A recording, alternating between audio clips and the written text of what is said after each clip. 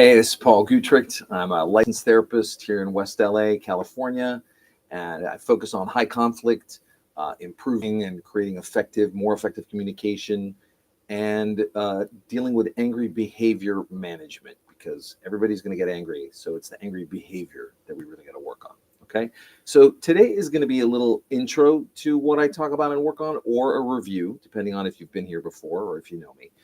Um, I'm going to start by addressing the person who gets really angry, but then I'm going to talk to the other person in the relationship, whatever it is, a personal relationship, a work relationship, school relationship. So please stick around. This is brief.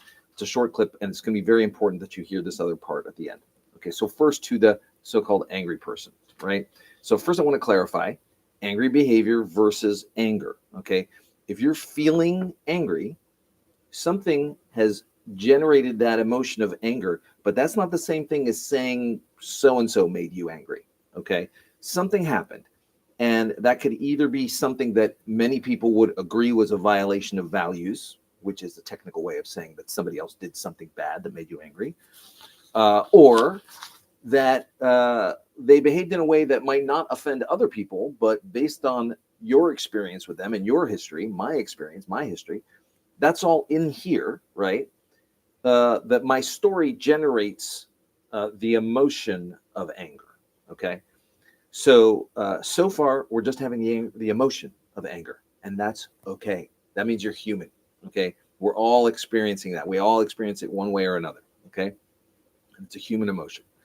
So it's the next thing that we're looking at. My angry behavior. All right, is my reaction in proportion to whatever happened, or is it over the top? And if it's over the top, then I want to work on changing that, right? All right. So this is where in a bigger, session, we would back up to try to deal with your increasing emotion of anger at an earlier stage in the conversation.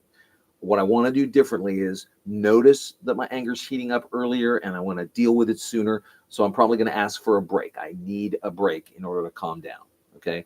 And whether or not that frustrates the other person is another piece of this that we'll deal with another time. Okay. But now let's say I'm dealing with a situation where many other people would agree that my partner is actually doing something that is upsetting me. All right. So other people would agree, right?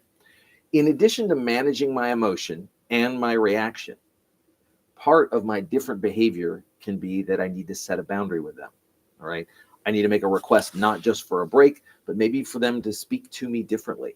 Or I may need to ask them to repair an agreement that was broken, like division of labor at home, finances, you name it. Okay.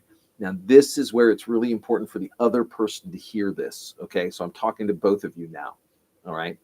Um, you have come here concerned about their anger. What you're really concerned about is their angry behavior. All right. Now, maybe you're not comfortable with the emotion of anger either. Okay, so that's a concern. But what I focus on is we work on the behavior piece to pull that out, to really diffuse and de-escalate. Okay. Now, what I want to tell you is that when I work with someone on their angry behavior and they start to manage that behavior, what gets revealed is the original conflict that still needs to be resolved. Okay, so I'm not saying that you, partner of angry person, are responsible for their angry behavior, right? That's on them. That's their behavioral choices. But what I am saying is they got upset about something, and I'm not saying it is your fault. Remember, I said it could be their own story in themselves.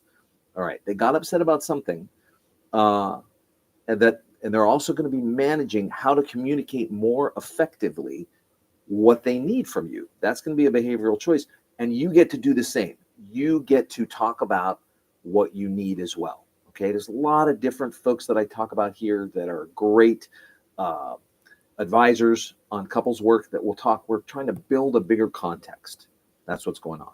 So now that you're no longer dealing with the angry behavior, it's going to reveal the original conflict that still needs to get resolved, that you're going to get through because now you're not dealing with the explosive escalating behavior, and you're able to get to a better place in this relationship, whatever it is, a personal relationship, work relationship, school relationship, anything. Okay. That was a lot in a short amount of time. So play it again and let me know if you have questions. Okay. I can be reached through here. Thanks very much. till the next one.